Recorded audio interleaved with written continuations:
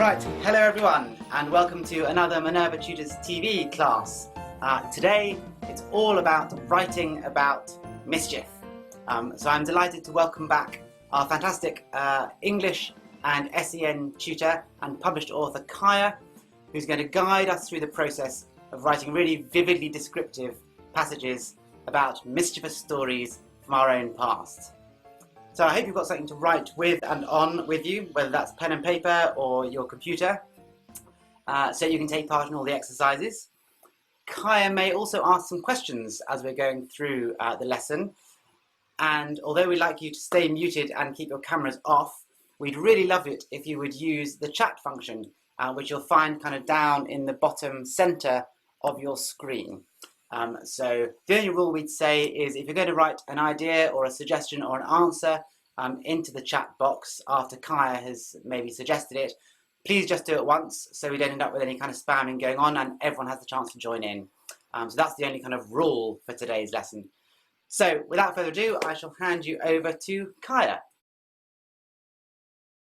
Hi everyone, thanks so much for joining. I'm very excited for today. I'm just going to share my screen and hopefully this should work the first time. There we go. So, as Lawrence has very helpfully said, today we're going to be writing about our pasts and some mischievous tales as inspired by Roald Dahl. Now today what we're going to do is we're going to have a little look at a passage that he wrote and pick out why it's so vividly and excitingly written, and then we'll do some exercises in preparation for us to be able to write our own stories of things that maybe we've done that are a bit mischievous in our own pasts. Okay, so let's get started. Now, you might have done a session which I ran a couple of weeks ago about autobiographical writing. So that's when you write about something that's happened to you. Now with autobiographical texts, they're often written in chronological order. So before we get into the meat and bones of today's class, I thought it might be fun to look at this word chronological. So chronological is made up of two parts, chronos and logos, which are Greek words. So chronos in Greek means time and logos means story. So that means to tell a story in the time that it happened. So you would, if something was in chronological order and I was writing about my life, I would start with being born, and then I would maybe talk about going to school, and then I would talk about going to university, and then I would talk about my life now. And that story would be in chronological order. So it happened in that order. Okay, so let's move on to Roald Dahl. So you might know quite a lot about Roald Dahl, but there's lots of things that I discovered when I read his two books, Boy and Going Solo, which are his two autobiographical books. Now, he was born in 1916 in Wales, and his book Boy talks about his childhood in the early 20th century. And the tale that we're going to look at today happened in around 1926, which is nearly 100 years ago. So that's quite exciting. It's a really fascinating historical document. He then, after he left school, became a fighter pilot during World War II, which was very, very exciting. And he has a great account of him being shot out the sky, which I'd really recommend. Then he ended up being a spy in MI6 after the war, which he might have used later, and I'll explain why. He then wrote some books and films. You might know the books, so some examples are Matilda, Charlie and the Chocolate Factory, what else have we got? Danny Champion of the World, George's Marvelous Medicine, loads and loads of amazing books for children and for adults. But what you might not also know is that he wrote some films himself. So one of my favourites is Chitty Chitty Bang Bang, and he, Roald Dahl, wrote the screenplay for that. He also wrote a screenplay for a James Bond film. So maybe he used his time as a spy to help him with that script, which is very exciting. And lastly, something that I learned in planning this lesson is that he invented a valve to help with brain injuries. So a special device that goes in people's heads when they've had a brain injury. And he invented that because his own son had a accident in New York, and Roald Dahl wanted to do something to help other children and adults in a similar situation. I've included these sort of facts because I think it's really helpful to think about how, when we think about our own lives and our own experiences, we can use them to write fiction, so made up stories, or we can use our own experiences to write truthfully about what happened to us. And I think Roald Dahl is somebody who has done both incredibly well. So I'm gonna read this passage. I'm going to read this passage from Roald Dahl's book, Boy. And after each little passage, I'm going to have a little mini task. And I'll tell you when, but feel free to type in the chat box if you have a suggestion for the mini task where you have an answer. Okay, so I'll start with this first passage. The sweet shop in Llandaff in the year 1923 was the very centre of our lives. To us, it was what a bar is to a drunk or a church is to a bishop. Without it, there would have been little to live for. But it had one terrible drawback, this sweet shop. The woman who owned it was a horror. We hated her, and we had good reason for doing so. Her name was Mrs. Pratchett. She was a small, skinny old hag with a moustache on her upper lip and a mouth as sour as a green gooseberry. She never smiled. She never welcomed us in when we went in, and the only time she spoke were when she said things like, "I'm watching you, so keep your thieving fingers off them chocolates," or, "I don't want you in here just to look around. Either you forks out or you gets out." Okay, so our first little mini task for this little section is, I'd like you to help me find a simile and a metaphor in this passage. So I'm going to give you a little recap on what a simile and a metaphor are, because you might not remember, or you might not have learned it in school. So let's have a little go now. So similes and metaphors are a way of describing things very vividly and imaginatively. A simile is when you compare something to something else using the word as or like. So my examples I've got here are, she is as cold as ice. So she's cold as ice. And the second one here is, life is like a box of chocolates. So you're comparing the life to a box of chocolates. And that is a simile. A metaphor is when you compare something as something else. Sorry, is something else. So you say, oh, this is something else. So my examples are, he is a pig. Now, when you say that, you're not saying that they are literally a pig. It's a figurative speech, but it gives us a really vivid image of this person being a pig. My second example is, the moon is a saucer in the sky. So the moon, when we look at the night and we see this perfect white circle, when it's a full moon, we can imagine that it's a saucer in the sky. So these types of descriptive writing help us, the reader, imagine something. Okay, so the key words for simile are as and like, and a metaphor is when we say something is. So we're probably looking for the word is in our example. So I'm going to go back to the passage and have a little look and see if you can find a simile and a metaphor. So the words to look out for is as, like, and some form of to be, so was or is. Feel free to type in the text box, and yeah, I'll give you a couple of minutes.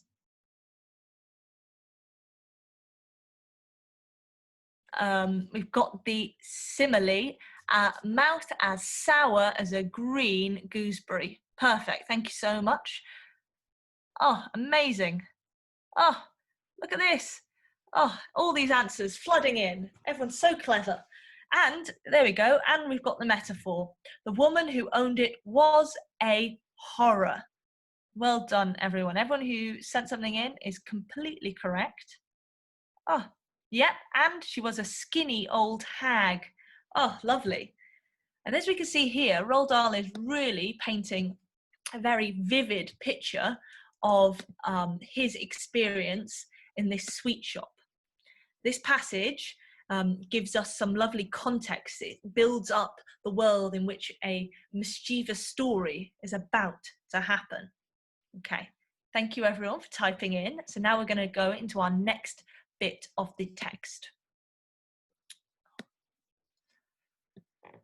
One day, when we lifted it up, we found a dead mouse lying among our treasures. It was an exciting discovery. Thwaites took it out by its tail and waved it in front of our faces. "What shall we do with it?" he cried. "It stinks," someone shouted. "Throw it out the window, quick!" "Hold on a tick," I said. "Don't throw it away." Thwaites hesitated. They all looked at me. When writing about oneself, one must strive to be truthful. Truth is more important than modesty. I must tell you, therefore, that it was I, and I alone, who had the idea for the great and daring mouse plot. We all have our moments of brilliance and glory, and this was mine. "Why don't we," I said, "slip it into one of Mrs. Pratchett's jars of sweets? Then when she puts her dirty hand in to grab a handful, she'll grab a dead, stinky mouse instead." The other four stared at me in wonder. Then, as the sheer genius of the plot began to sink in, they all started grinning. They slapped me on the back. They cheered and danced around the classroom. "We'll do it today," they cried. "We'll do it on the way home.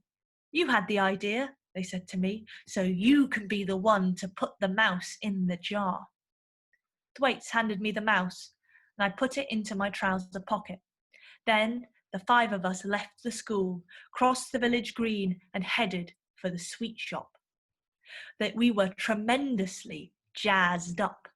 We felt like a gang of desperados setting out to rob a train or blow up the sheriff's office.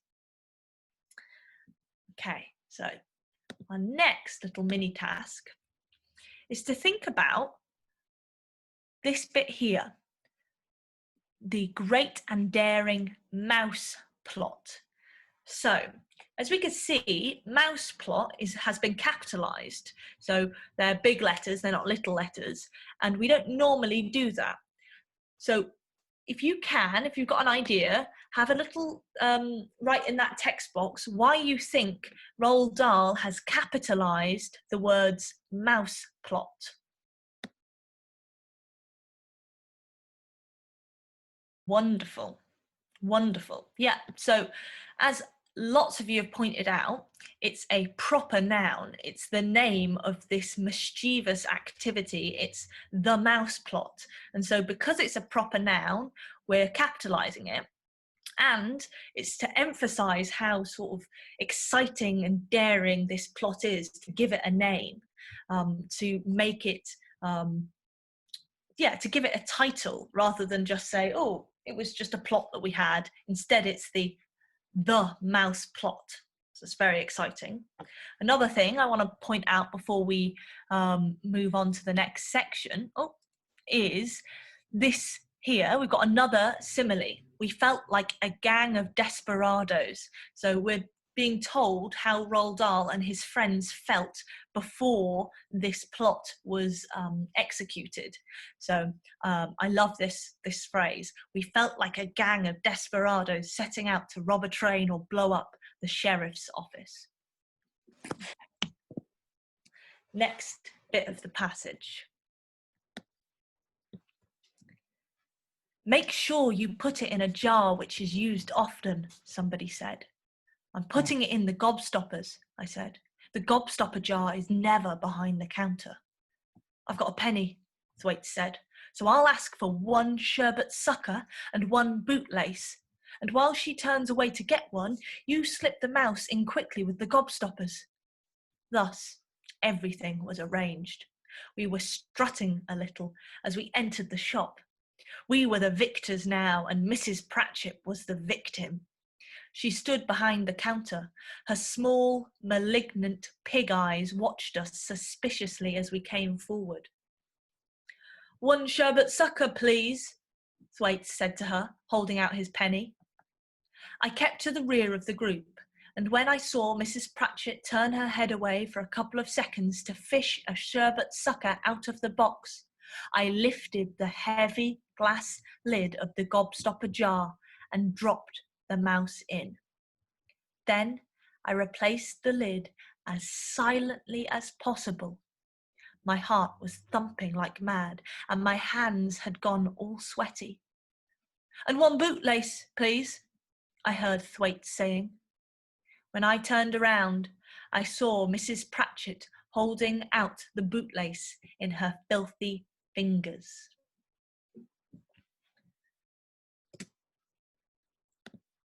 So, for our mini task for this passage, I want you to have a little look and pick out what you think makes this passage specific.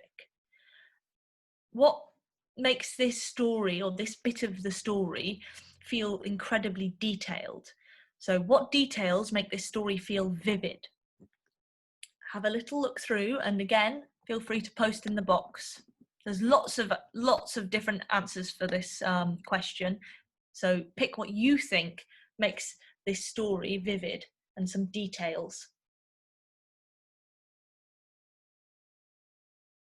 So some of the things that people picked out, one of my favourite things about this passage is that you are told all the different names for the sweets, because Roald Dahl could have decided to just say, okay, I'll go in and ask for some sweets, but instead he used the gobstopper jar, we've got the sherbet sucker, we've got a bootlace, so I love those details.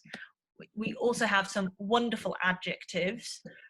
We have wonderful similes and metaphors. I like the way that the plot is described, with the lid being placed on as quietly as possible, and somebody else said something about the emotions and how everyone was feeling, and I think that this bit here about my heart thumping like mad, my hands had gone all sweaty, I think we can all imagine being in that position, doing something quite daring and mischievous. So thank you everyone for your answers, all wonderful, and we'll move on.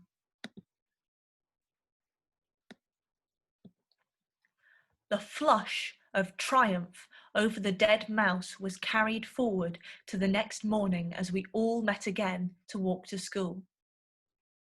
Let's go in and see if it's still in the jar, somebody said as we approached the sweet shop. Don't, Thwaites said firmly. It's too dangerous. Walk past as if nothing's happened. As we came level with the shop, we saw a cardboard notice hanging on the door. We stopped and stared. We had never known the sweet shop to be closed at this time in the morning, even on Sundays. What's happened? We asked each other. What's going on? We pressed our faces against the window and looked inside. Mrs. Pratchett was nowhere to be seen. Look, I cried. The gobstopper jar's gone. It's not on the shelf. There's a gap where it used to be. It's on the floor, somebody said. It's smashed to bits and there's gobstoppers everywhere. There's the mouse, someone shouted. We could see it all.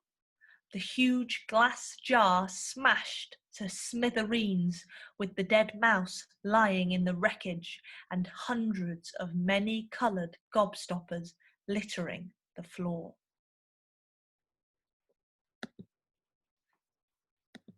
Okay, mini task. So firstly, see how many exclamation points you can find in this bit of the passage and think, Why do you think that Roald Dahl used this number or as many exclamation points? Yeah, I think everyone's right here. It does add tension, it adds drama, it indicates that they're shouting, it makes it exciting. For me, I can feel how shocked all the characters are. They don't know what's happening, and I think all the indication that they're sort of shouting at each other makes us as readers understand that something has happened and that they maybe are a bit panicked and they don't understand. And yeah, as you say, it makes you want to read on because you want to find out what's happened, just like they want to know what's happened. Okay, last bit of this passage. She got such a shock when she grabbed hold of the mouse that she dropped everything, somebody was saying. But why didn't she sweep it all up and open the shop? I asked. Nobody answered me. We turned away and walked towards the school. All of a sudden, we began to feel slightly uncomfortable. There was something not quite right about the shop being closed. Even Thwaites was unable to offer a reasonable explanation. We became silent. There was a faint scent of danger in the air now. Each one of us had caught a whiff of it. Alarm bells were beginning to ring faintly in our ears. Okay, mini task. I've sort of left this story on a bit of a cliffhanger. So if you want to type what you think happened in your chat box. Oh, we've got some wonderful ellipses. ... Fantastic. Yeah, we're on a cliffhanger, so we don't. I've not put the end of this story in. It's to encourage you to read the book because it is a really wonderful book. So, but yeah, send in what you think happened. Oh, very dramatic. She fainted. She got a heart attack. Maybe she died of fright. Oh, CCTV. Think it's her, them. She died. She's in hospital. Oh, all wonderful suggestions. Very exciting. Oh. Ah, well, there we go. We've got somebody who's read the book, who knows what happens. Mrs. Pratchett was too scared to open the shop. I mean, I would be scared if I'd grabbed a dead mouse in my hand. I think I'd be terrified. Told the police. Very dramatic. The shopkeeper got arrested for child health reasons. I think, yeah, the rules on health and safety were pretty different back in 1926.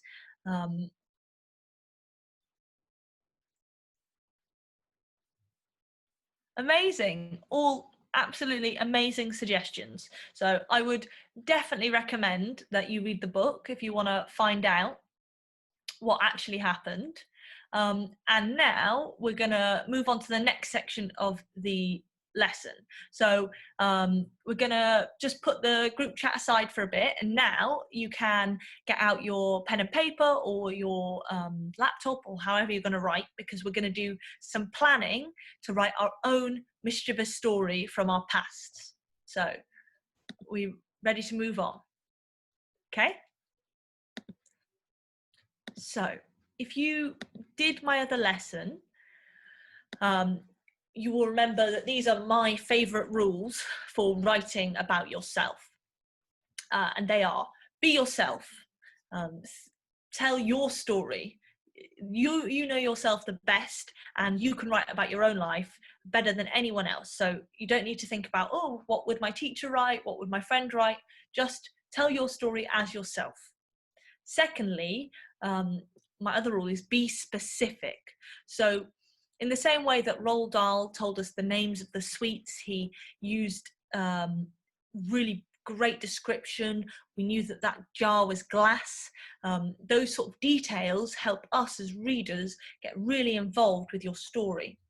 And lastly, I think you should be playful and have fun, because even in that story where there's a dead mouse involved and it could have been a bit scary, I think we can tell that Roald Dahl is having some fun when he's writing that. And if you, the writer, are having fun, us as readers are going to enjoy it too. Okay? Now, so for our first exercise, for our first bit of planning for our mischievous stories, I want you to think of a time when you or somebody you were with did something mischievous or mischievous. I want you to think about what happened and what were the consequences. So I'll give you a couple of minutes. You could either make a little note on your piece of paper, or you could just think about it in your head. You could type it up, or you could draw a little mind map. But just have a little think of a story where something exciting happened and it was a bit mischievous.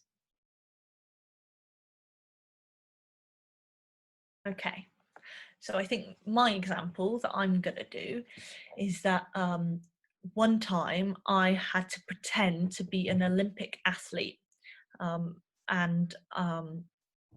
Yeah, I went to an event and I thought it was just for young people, and then I turned up and there were all these sports people there, and I had to pretend that I was a synchronized swimmer. And the consequences of that are that I have never done synchronized swimming, but I do watch it on the Olympics every year, every 4 years, every time the Olympics is on, because I like this story. Okay, so that's my example. So now we're going to think about our next exercise, some more details.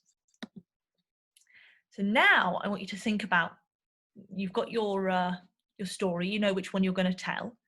I want you to think about, where did this event occur and what triggered the event? So this is called context. So in Roald Dahl's story, we learnt about the sweet shop, and we learnt about the horrible Mrs. Pratchett, who was sort of dirty and horrible, and she wasn't very nice to the children. And so that triggered this idea when they found the mouse. So again, make a few notes or draw a picture or type something up just to make note of where did the event occur and what triggered it. So write your context, just some notes. You don't need to write in full sentence. This is just a little plan.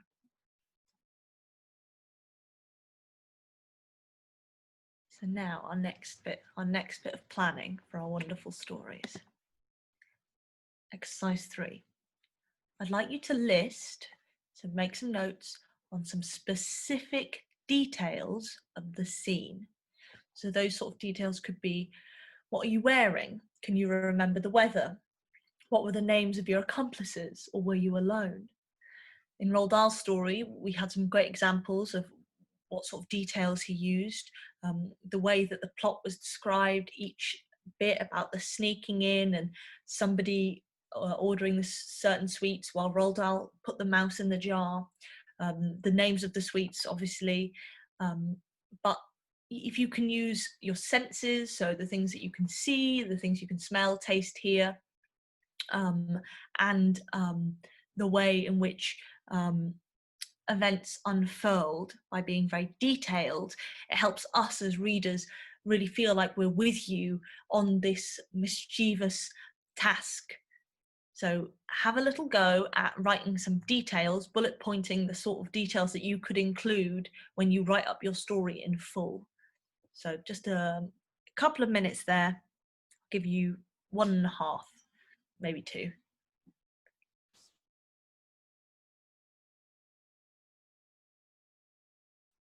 So some of the specific details from my story would be what I was wearing, because I was wearing quite a formal red dress at this event where I had to pretend to be a professional sports player, and everyone else who was there was wearing shorts and trainers and lycra, and I stood out like a sore thumb. And so that detail, if I wrote this story, would make you feel how embarrassed or how out of place that I sort of felt at this event. Okay. So this is our last set of notes to make. I want you to think about, how did you feel before the event and how did you feel after the event? And they're probably going to be quite different. In Roald Dahl's, before, they felt like those desperados going to attack the sheriff's hut, and then afterwards they were really worried and alarmed and they had sweaty palms, and there was a whiff of danger in the air.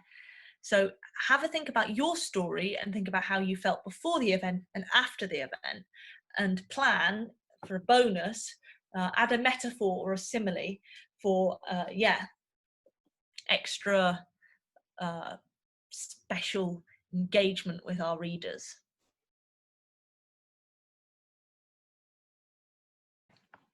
So we're going to move on. So our final mission. So this is for you to do when this session finishes, maybe in your next English session, or when you've got all your notes together from our previous exercises. I want you to write a story about this mischievous incident. Now, I've got here some of a reminder of my 3 hints. Be yourself, be specific, and have fun. Remember, you're the expert, and if you're having fun, we're having fun. And here we've got a little roadmap for the structure of how you can write about this story from your past. So if we go from our context, we can then say how we felt before. So in the example of the Roald Dahl story, we have a description of the sweet shop and Mrs. Pratchett, and then finding the mouse and the plan. And so this is how, and then he described how he felt before. So you could say, what were the circumstances in which your mischievous plan came about, and how did you feel before? And then from there, you would write about the incident. So Roald Dahl talked about the sweets and the plan and putting the mouse in the glass jar. Then from that incident, you would talk about the consequences. So what happened afterwards? So in this instance, they went to go back to the sweet shop and they saw the smashed jar and the rat and the gobstoppers everywhere. And those were the consequences. And then you should write about how you felt afterwards, because maybe you learned something from this mischievous event. I learned to make sure that I know what sort of event I'm going to, so that I don't put myself in a position where I have to pretend to be an Olympic athlete when I'm very clearly not. So what I suggest doing is writing out or copying down a version of this little story map. Going from context to how you felt before, to incident, to consequence, to how did you feel after. Just a little sketch of this story map, so that when you sit down in your own time to write about your mischievous story from your past, you can use this format and it will flow really well and help us as readers get really engaged in your mischievous event. So I'll give you a couple of minutes just to copy down this, this little guide, and then we'll finish up. Congratulations, you've got the plan for your amazing mischievous story. So now you can go away and write them up. Now, the next steps, finish off your story. I always suggest that you illustrate your stories in your own unique style. If you like drawing, I think that they make it really helps for our readers to be able to get really involved when we have little pictures. So if you want to, you can draw it in, and then when you finish, I'd really love you to send it in, because I really liked meeting you all, and you all had such great suggestions, and I'm sure your mischievous stories would be incredibly exciting, and I'd love to learn a little bit more about you. So there's an email address here. that you can send in. So thank you so much for your wonderful participation, and I will pass you back to Lawrence. Thank you, everyone. Brilliant, thank you so much, Kaiya. I think we've all had a fantastic time. Well done, everyone, for joining in. All the chat stuff and the suggestions was absolutely brilliant. It was great. We're going to say a big thank you to Kaiya, because not only did she take us through all the details about how we can write our vivid, descriptive stories, but also just the way she read the Roald Dahl story was so engaging, and brought us all really right into the centre of the story. And that takes a lot of skill, so a very big thank you to Kaiya. She's given you the plan for what you can do to finish your own story. So, as she said, we'd love to see them. So once you've written them up, please do send them to that email. It's Lawrence, which is my name, at minervatutors.com. And we'll send that email around in the email we send after the lesson. Just two final things for the grown-ups, if you're in the background there. We'd love it if you'd share with your friends so that their kids can join us for lessons as well. So please encourage any friends to sign up for Minerva Tutors TV. All the lessons are free. And also we'll send a link in the email to our Google Reviews page. And if you would be kind enough to leave us a review there, that also helps us.